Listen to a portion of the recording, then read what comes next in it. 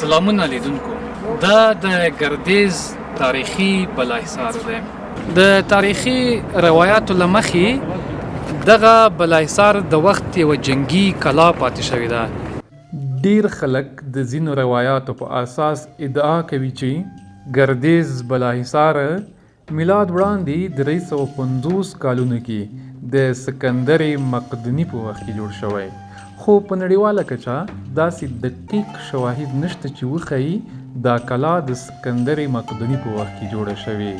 سکندر مقدوني یا الکساندر د ګریټ 313 قبل میلاد کال کې افغانستان ته راغلی و. بلخ، کندهار، کابل او ځینې نورې برخې ونیولې.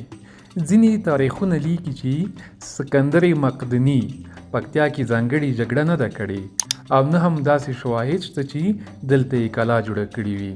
اما سکندر مقدوني د ډیرو کلاګانو بنسټ ایښی و، نو ځینې خلک فکر کوي چې ګردیز بالاحصار هم سکندر مقدوني جوړ کړی. ګردیز بالاحصار ته په کتو تاریخي اټکل دا دی چې دا کلا د سکندر مقدوني زمانې څخه بعد د کوشاني یا ساساني دورې پورې تړاو لري. د کوشاني، غزنوي، تیموري او مغولي واکمنیو او د تاریخ په اوږدو کې د وخت واکمنو د کلا څخه د نظامی خوځښتونو د پلان جوړونې او د یوې جنګي کلا په توګه ګټه اخیستې ده.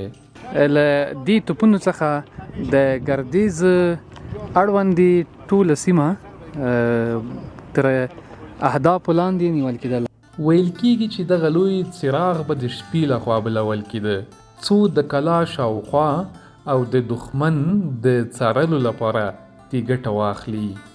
دا ځای د تاریخي کلا په توګه د افغانستان په تاریخ کې یوه مهمه نښه ګڼل کېږي چې وخت نا وخت سیلانیان ترې لیدنه کوي. که دا کلا بیا ورغول شي د سیلانیانو ورتګ به نور هم زیات شي.